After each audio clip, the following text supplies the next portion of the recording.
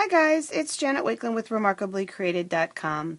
In today's One Take Wonder video, we are going to refresh this idea that I found as I've been cleaning out my craft world. If you've been on my Facebook page or my blog or watched a couple of the previous videos, you may have heard me mention the big purge. And what I've been doing is a huge spring cleaning of my craft studio. I have 19 years of amazing craft supplies and 19 years of amazing memories with Stampin' Up! Awesome product and stuff like that. And it's been fun as I've come across some of the product to set some of it aside, some of the ideas aside, to see what I could do with today's papers and product.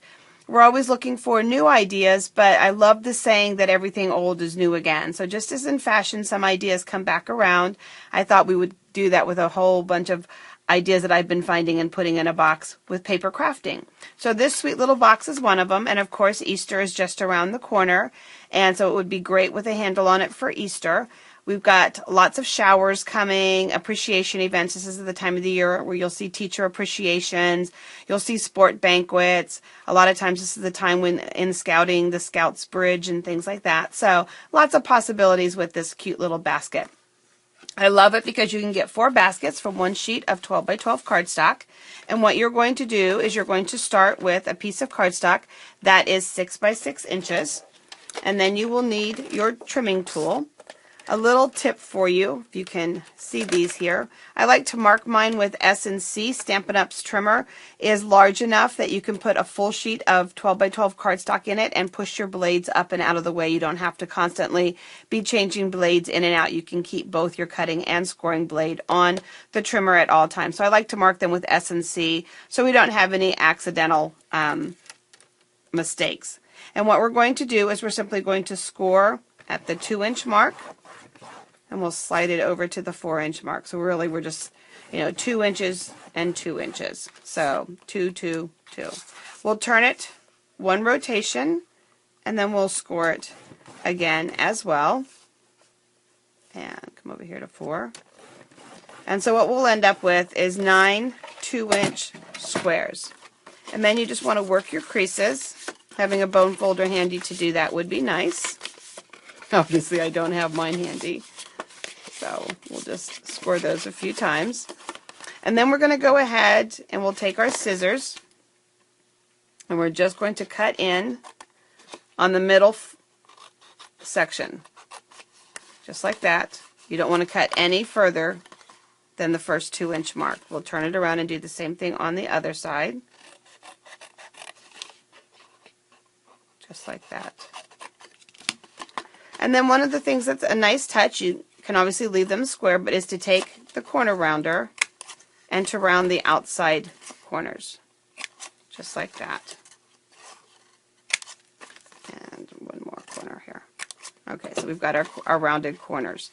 Now what we want to do is before we assemble it, we want to go ahead and we want to add our designer series pieces of paper. If that is something that you want to add to it. If you want just a solid color basket, obviously you wouldn't need these. And these are cut 1 3/4 by 1 3/4. Now a little tip for you. Your basket has an up and a down. So when you're putting your paper on, if your paper pattern has an up and a down, you want to make sure that you look at how that pattern's going to go. Okay, so you want to make sure that you pay attention to up and down. On the ends that are rounded with the corner rounder, you want to match your designer series paper the same way. And I would put these on with better adhesive, but for the purposes of the video, I'm not going to do that. I'm just kind of putting it together just so you can kind of enjoy the process with me. And then, of course, you would do all of the sides. You have to do the one down the middle. Again, that's going to be a personal preference and up to you. But as you can see here, the bottom kind of lays down towards the table, and so you don't really see that. So you don't necessarily need to do that if you want to conserve on paper and adhesive. So then you're going to bring your flaps over. And again, this is something that you're going to eyeball based on how you want it to look. And then you'll take your 1 16th punch and bring it down through. And then that will be what holds it together. What I'm working with are our candy dot bases. These are a really fun brad. They've got nice long legs, so they're going to be perfect. Oops, did I shift the holes? Okay, there we go. They're going to be perfect. You're going to put it through and then open it up.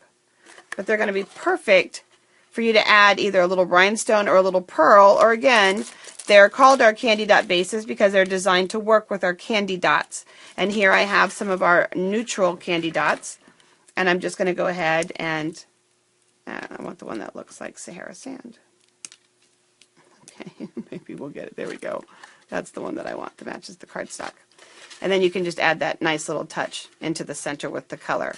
And then you would repeat and do the same thing on the other side. Now if you wanted a handle on your basket, I would put the handle also right through that same brad, and the handle would be on it. And this is just a 1/2 inch and then a smaller piece of designer series paper. I like it though without the handle if I'm using it as a little candy dish or a little candy bowl. It's a quick and easy little favor to have that you could put, you know, a little moist towelette in, a couple other little things that you would want them to have at a luncheon or something like that. So I don't always like it with the handle. I like to create little candy bowls with it. So again, nice and simple, easy project. You're going to use 6x6 piece of cardstock. You're going to score it at 2 inches and 2 inches. Rotate it, score it at 2 and 2 inches so that you have 9 2-inch squares. And then you will trim up on the opposite sides so that you have your little flaps that you can pull up to make that basket. So have fun recreating these little baskets using your designer series paper and your cardstock, and stay tuned for a lot more Everything is Old, Everything Old is New Again project coming your way. Thanks guys, take care.